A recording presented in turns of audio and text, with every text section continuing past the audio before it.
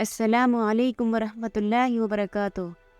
उम्मी उज़ैर वॉइस में आपका खैर मकदम है। एक दर्जी था, उसके 3 लड़के थे। दर्जी बहुत ही गरीब था। दर्जी के पास सिर्फ एक ही बकरी थी। तीनों लड़के उसी बकरी का दूध पीते और किसी तरह गुजर करते। एक एक दिन हर लड़का बकरी को जंगल में चराने ले जाता। जब लड़के कुछ बड़े हो गए तो बकरी का दूध उनके लिए कम पड़ने लगा। मजबूरन बड़ा लड़का घर छोड़कर बाहर कमाने निकला।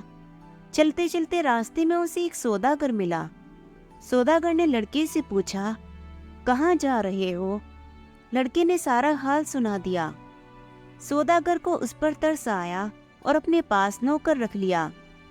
सौदागर ने खरीदने और बेचने का काम उसको सिखाया। लड़का अपना काम बड़ी ईमानदारी और मेहनत से करता। थोड़े दिनों में सौदागर के काम को बहुत आगे बढ़ा दिया। सौदागर बहुत अमीर हो गया। सौदागर लड़के के काम से बहुत ही खुश हुआ। जब काम करते करते कई बरस गुजर गए तो लड़के ने घर जाने की छुट्टी मांगी। सौदागर ने खुशी से छुट्टी दी और कहा, मैं तुम्हारे काम से बहुत खुश हूँ। तुम्हारी ईमानदारी के बदले में तुमको ये अजीब और गरीब गधा देता हूँ। ये गधा अपने साथ ले जाओ। जब तुम इसके मुंह में थैली बांध कर कहोगे कि उगल, तो ये फौरन सोना उगलेगा और पूरी थैली भर देगा, चाहे थैली कितनी ही बड़ी क्यों ना हो। लड़का खुश घर रवाना हो गया। चलते चलते रात हो गई। लड़का एक सराय में ठहर गया। भटियारे से लड़के ने कहा, खूब उम्दा उम्दा खाने लाओ। भटियारा अच्छे अच्छे खाने पकवा कर लाया। लड़के ने सोने के टुकड़े भटियारे को दे दिए। भटियारा बड़ा खुश हुआ और सोचने लगा, ये सोने के टुकड़े लड़की के पास कहाँ से आए? हो ना हो कोई खूबी इस गधे में जरूर है। ये सोचकर भटियारा जागता रहा। जब लड़का सो गया तो गधा चुरा कर ले गया और दूसरा गधा उसकी जगह बांध दिया। लड़का अंधेरे मुंह उठा और गधा लेकर रवाना हो गया। उसको अपनी असली गधी की चोरी का कुछ हाल मालूम ही ना हुआ। घर पहुंचा तो उसको देखकर बाप भाई सब जमा हो गए और खुशी खुशी बातें करने लगे। बाप ने बेटे से कहा, परदेश में क्या क्या सीखा? लड़का कहने लगा, सौदागिरी। बाप ने कहा, हमारे लिए क्या लाए हो? लड़के ने कहा, ये गधा। फिर बाप ने कहा, तौबा करो, गधा लाने की क्या जरूरत थी? यहाँ सैकड़ों गधे मारे मारे फिरते हैं।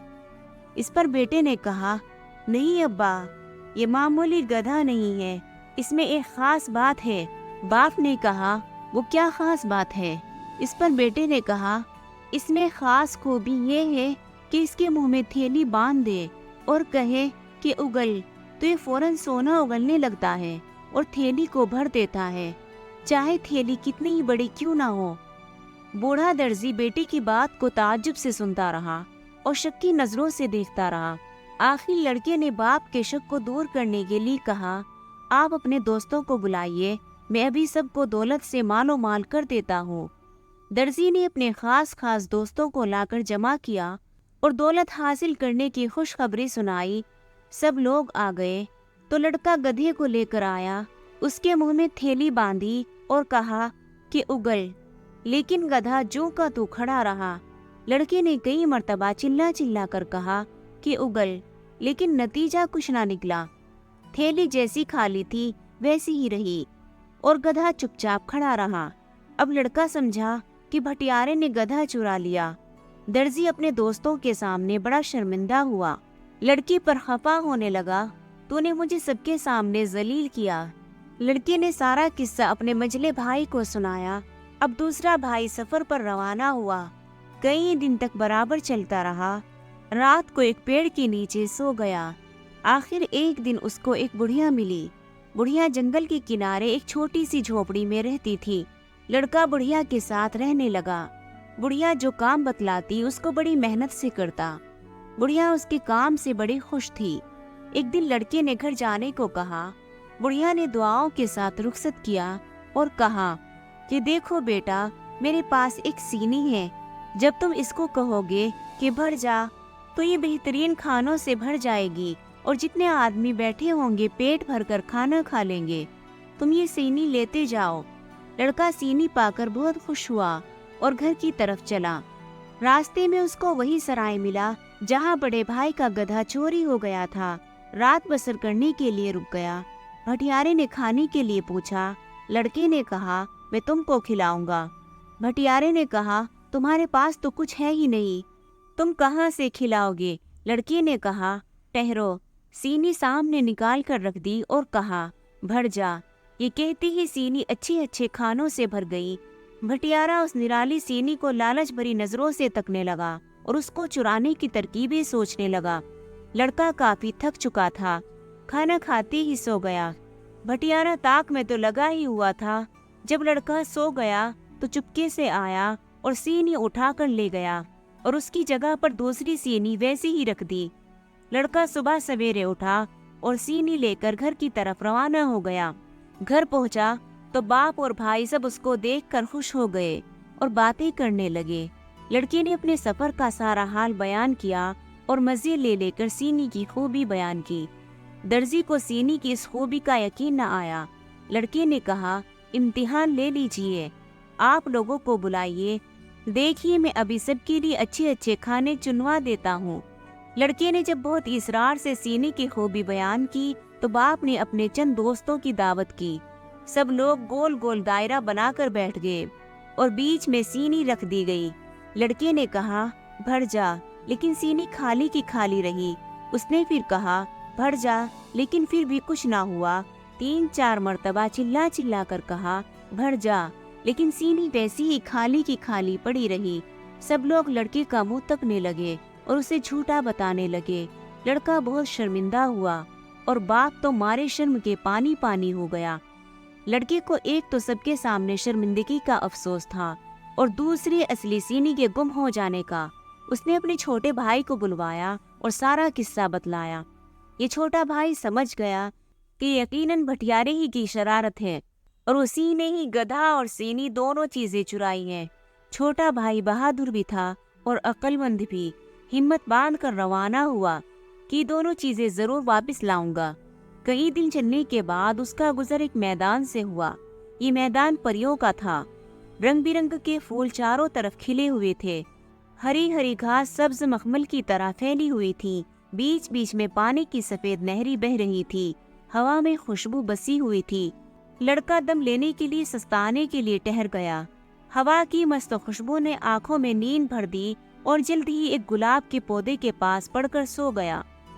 लड़का अभी सोया ही था कि नीलम परी जो उस गुलाब पर रहती थी उतरी और लड़के को हवा में लेकर उड़ गई। दूसरे दिन लड़के ने अपने आप को एक बहुत ही घने जंगल के बीच पाया। वो कहाँ है, यहाँ कैसे आया? अभी इन बातों को सोच ही रहा था कि सारा जंगल तरह तरह की आवाजों से गूंजने लगा। इसके बाद यकबैक लाल रंग की रोशनी सारे जंगल में फैल गई। लड़का बड़ा परेशान हुआ, बार बार सोचता रहा, कुछ समझ में न आता। इतने में बड़े जोर की आवाज उसके कानों में आई और सारा जंगल नीले रंग में रंग गया। उस आवाज को सुनकर लड़का कांप गया और घबरा कर एक तरफ भागा। उसके भागने पर जंगल की सब परियां हंस पड़ी। बात ये थी कि परियां लड़के से खेल रही थी। जब परियों ने अपना खेल खत्म कर लिया तो नीलम परी छम छम करती हुई लड़के के पास आई और बोली, तुम हमारे मैदान में क्यों आए? लड़के ने कहा, मुझे मालूम न था कि मैदान आपका है, यहाँ आना मना है, मैं अब कभी नहीं आऊंगा। नीलम परी ने हंसते हुए कहा कि मैदान पसंद नहीं है। इस पर लड़के ने कहा, जी मैदान तो पसंद है, लेकिन जंगल। नीलम परी, क्या डर लगता है? इस पर लड़के ने कहा, जी हाँ। फिर नीलम परी कहने लगी, अच्छा अपनी आंखें बंद करो। इधर लड़के ने आंखें बंद करी, उधर परी ने हवा में अपना आंचल हिलाया और सारा जंगल फिर से हरे भरे मैदान में बदल गया। लड़के ने आंखें खोल दी। मैदान देखकर जान में जान आई। लड़के को जब जरा इत्मीनान हुआ तो नीलम परी ने पूछा, तुम कैसे आए? लड़के ने दोनों भाइयों का सारा किस्सा सुना दिया। वो सीनी और गधा वापस लेने जा रहा है। परी ने ताली बजाई, फौरन 2 देव हाजिर हुए। परी ने हुक्म दिया कि जाओ सराय वाले भटियारे से सीनी और गधा छीन लाओ। देव आनन फानन सराय में पहुँचे और चंद मिनट में ही सीनी और गधा लाकर हाजिर कर दिया। परी ने लड़के से कहा, ये गधा और सीनी लो। परी ने लड़के को एक डंडा भी दिया और कहा, जो शख्स तुम्हारा दुश्मन हो उसकी तरफ इस डंडे को फेंक कर कहना, नाच। फिर ये डंडा उस आदमी की पीठ पर खूब नाच दिखाएगा, इतना मारेगा कि वो आदमी बेहोश हो जाएगा। लड़का सीनी, गधा और डंडा लेकर घर जाने के लिए तैयार हो गया। परी ने देव को हुक्म दिया कि जाओ लड़के को घर तक पहुंचा आओ। देव ने हुक्म पाते ही लड़के को तमाम सामान के साथ हाथ पर उठा लिया और हवा में उड़ाता हुआ आन के आन घर आ पहुंचा। घर के सब लोग जमा हो गए। छोटे भाई ने सबकी खूब दावत देखी और सोने के टुकड़े भी बांटे। अब दर्जी की शर्मिंदगी दूर हो गई और सब लोग हंसी खुशी रहने लगे। दोस्तों, उम्मीद है कि ये कहानी आपको अच्छी लगी होगी। अगर आपको ये कहानी अच्छी लगी है तो प्लीज़ मेरे चैनल को सब्सक्राइब करें, लाइक और शेयर करें। शुक्रिया।